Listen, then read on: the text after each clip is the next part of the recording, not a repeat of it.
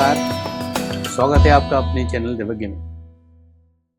मित्रों, हमने पिछले सप्ताह भगवान को अर्पित किए जाने वाले नैवेद्य के ऊपर चर्चा की थी कि भगवान को यानी अपने आराध्य को हमें कौन सा नैवेद्य, कौन सा भोज्य पदार्थ अर्पित करना चाहिए, जिसको कि बाद में प्रसाद के रूप में वितरित किया जाता है। लेकिन इसके साथ साथ में मन में ये भी एक विचार आता है कि नैवेद्य चढ़ाने का पर्पस क्या है। मन और मस्तिष्क को शुद्ध, निर्मल और सकारात्मक बनाने के लिए हिंदू धर्म में कई रीति रिवाज, परंपराएं और उपाय निर्मित किए गए हैं। सकारात्मक भाव से मन शांतचित्त रहता है। शांतचित्त मन से ही व्यक्ति के जीवन में संताप और दुख मिटते हैं।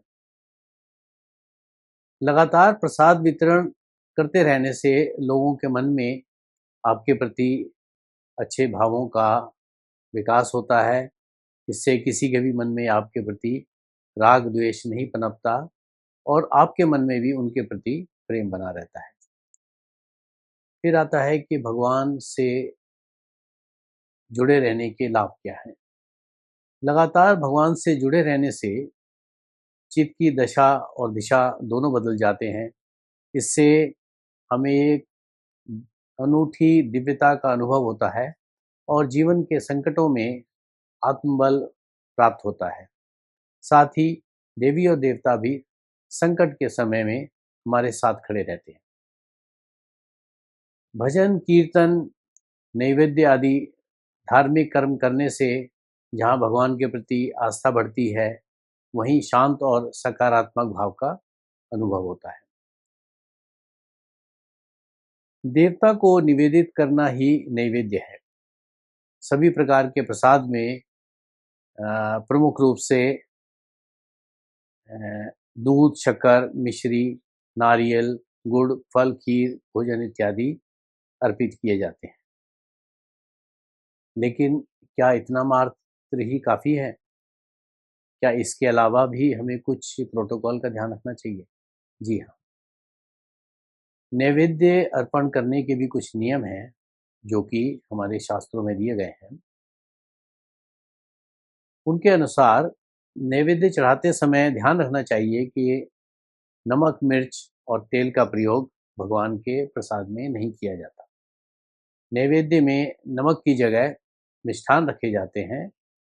प्रत्येक पकवान पर तुलसी का एक पत्ता रखा जाता है। नैवेद्य की थाली तुरंत भगवान के आगे से नहीं हटानी चाहिए। यानी जब आपने उनको भगवान के सामने नैवेद्य अर्पित किया है तो उसके बाद वो कुछ समय तक भगवान के सामने रहनी चाहिए। शिव जी के नैवेद्य में तुलसी की जगह बेलपत्र का प्रयोग करना चाहिए और गणेश जी के नैवेद्य में दुर्वा रखी जाती है। कुछ ग्रंथों के अनुसार पका हुआ नैवेद्य देवता के बाईं तरफ तथा कच्चा नैवेद्य दाईं तरफ रखना चाहिए। अब इसके बाद आता है कि भोग अर्पण करने की विधि क्या है। भोग लगाने के लिए भोजन और जल पहले अग्नि के समक्ष रखें, फिर देवी के आह्वान के लिए जल छिड़कें। तैयार सभी व्यंजनों में थोड़ा थोड़ा हिस्सा अग्निदेव को मंत्रोच्चार के साथ स्मरण कर समर्पित करें और देव आचमन के लिए मंत्रोच्चार से पुनः जल छिड़कें और हाथ जोड़कर नमन करें। भोजन के अंत में भोग का कुछ अंश गाय, कुत्ते और कौवे को दिया जाना चाहिए। नैवेद्य प्रसाद हमेशा पीतल की थाली या केले के पत्ते पर ही अर्पित करना चाहिए। श्रीमद् भगवद गीता के अनुसार अंत में हमें उन्हीं देवी देवताओं के स्वर्ग या अन्य धामों में वास करने का सौभाग्य प्राप्त होता है, जिनकी हम आराधना कर नैवेद्य अर्पित करते हैं। तो इस प्रकार से हमें नैवेद्य अर्पित करने के महत्व का भी ज्ञान हुआ और उसको अर्पित करने के लिए जो भी कुछ नियम, कायदे, कानून हैं, जो भी शास्त्र सम्मत हैं, उनके बारे में भी हमने अपनी इस चर्चा में ज्ञान प्राप्त किया। आशा करता हूँ कि आप इस महत्वपूर्ण जानकारी को अपने दैनिक जीवन में उतार के लाभ प्राप्त कर पाएँगे।